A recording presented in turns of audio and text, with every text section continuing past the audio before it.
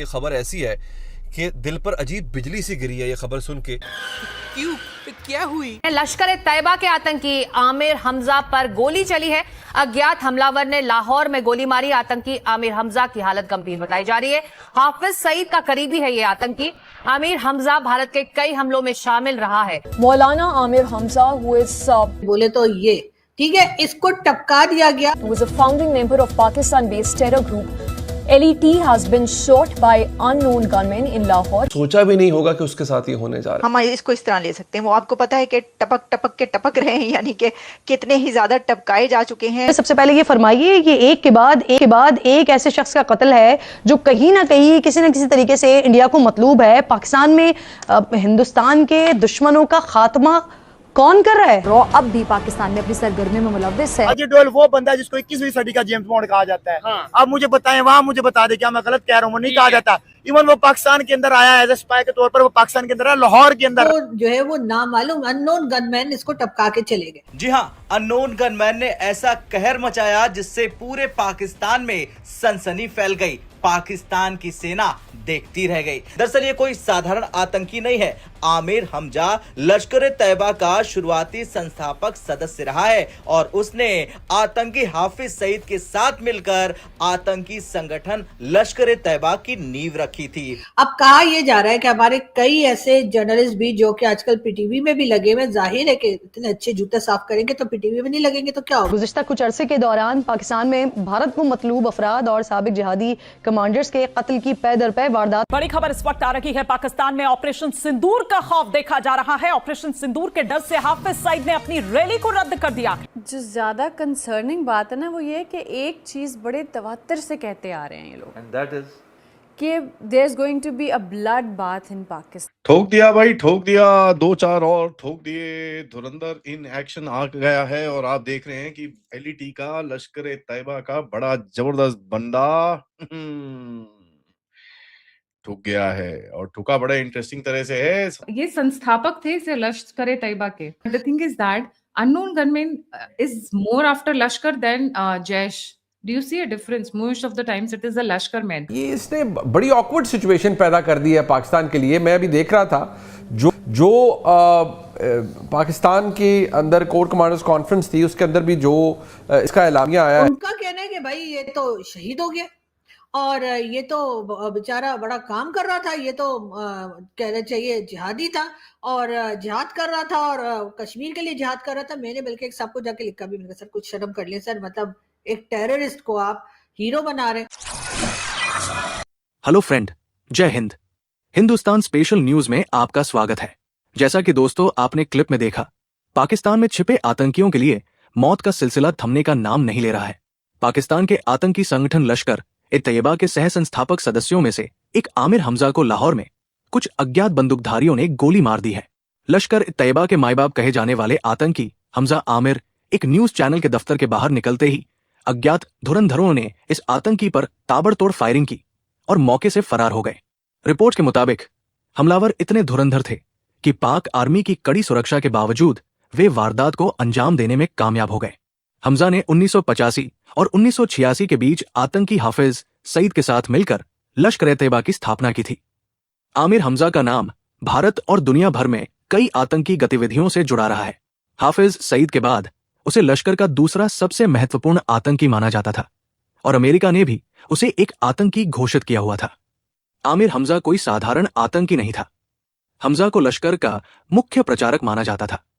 वो संगठन की पत्रिका मजल्ला अल-दावा का भी संस्थापक संपादक था। आमिर हमजा अपनी किताबों और जहरीले भाषणों के जरिए युवाओं को जिहाद के नाम पर भड़काता था। लश्कर के लिए पैसा जुटाने और नए आतंकियों की भर्ती करने में इसकी भूमिका सबसे अहम थी। आज तो यार सेलिब्रेशन का माहौल है। अबू आमिर हमजा अननोन गनमैन जिंदाबाद से लाहौर में ठोका गया है।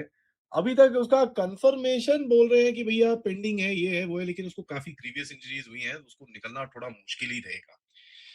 फाउंडिंग मेंबर है लश्कर तैयबा का, आइडियोलॉग है, प्रोपेगेंडा आर्किटेक्ट है, सेंट्रल कमिटी का लेयर है एंड हाफिज सईद के साथ बड़ा क्लोजली काम करता है। टॉप लीडरशिप के एक लेवल नीचे है, बस इसके आगे कुछ नहीं है। और इसका जितना मतलब प्रोपेगेंडा पब्लिकेशन में जिहाद रिक्रूटमेंट फंड रेजिंग, मतलब जो दिमाग का पूरा काम था ये पूरा इसके हाथ में था। यहाँ पर आप देखें कि भैया इसको बाय द वे ये पहला अटेम्प्ट नहीं है इसके ऊपर। हाँ 2025 में भी कोई गोली मार के चले गया था, इसको बाजू में गोली लगी थी उस टाइम पे, और ये व्हीकल में जा रहा था, कोई एक दो लोग और भी थे, वो ठोक ठाक के चले गए थे इसको। ठीक है, ये लाहौर के बीच में हुआ है। और यहाँ पर मैं थोड़ा रिमाइंड कराना चाहता हूँ लोगों को कि भाई थोड़ा लश्कर तैयबा लोगों को ना अपनी सिक्योरिटी थोड़ी ठीक करनी पड़ेगी, क्योंकि लश्कर तैयबा के मेन कंपाउंड जो मुरीद के अंदर है, 2 हफ्ते पहले तो बिलाल सलाफी को भी वहां पर किसी ने ठोक दिया था। अब वो ठोका ऐसे कि भैया कैसे, पहले तो किसी ने मारा, उसके बाद एक आंटी गई, आंटी ने चाकू से मार के उसके और छेद कर दिए वहां पर। तो ये लश्कर तैयबा के मुरीद के कंपाउंड के अंदर हुआ था। सुनने में तो समझ में तो ये आता है कि साहब हफीज सईद का सबसे बड़ा कमांडर, सबसे बड़ा मतलब उसका जो कॉन्फिडेंट को फाउंडर अगर ठुक जाए तो भैया लीडरशिप के पास पहुंच रहे हो। इसी तरह से आप जैसे मोहम्मद की तरफ देखिए, क्या है वो मसूद अजहर का भाई ठुक गया। अब वो बोलते हैं जी डायबिटीज था, ये था, वो था, जो मर्जी था यार, ठुक तो गया ना। अपने को उससे भैया, हम आम खाने वाले लोग हैं, हम पेड़ फूल नहीं गिनते, हमको आम खाना है। ठुक गया ना, इज ओवर, खलास, खत्म, finished, that's what we want. Now interesting चीज ये है, इसका काम जैसे मैंने आपको बताया आइडियोलॉजिकल फ्रेमिंग था, जिहाद मतलब भारत के अगेंस्ट में जिहाद, प्रोपेगेंडा करता था, खूब सारी पब्लिकेशंस, रिक्रूटमेंट, फंड रेजिंग, काफी सारा इसका काम था। बाइसिकल पे, मोटरसाइकिल पे 2 लोग आए, ठीक है, गोलियां चलाई, एंड ये एक ऐसे लोकेशन पे था जहां पर एक टीवी स्टेशन था, पब्लिक लोकेशन है। एक कैलेंडर ईयर के अंदर दूसरी बारी इसके ऊपर वाट लगी है। एंड देखो साहब, ये अगर आप इसको पैटर्न लगाएं, ठीक है, पैटर्न में डालें तो आपको एक चीज समझ में आती है, कनेक्टर्स जो होते हैं, फैसिलिटेटर्स जो होते हैं, इंटरनल नोड जो होते हैं, इसके ऊपर इस टाइम पे फोकस है।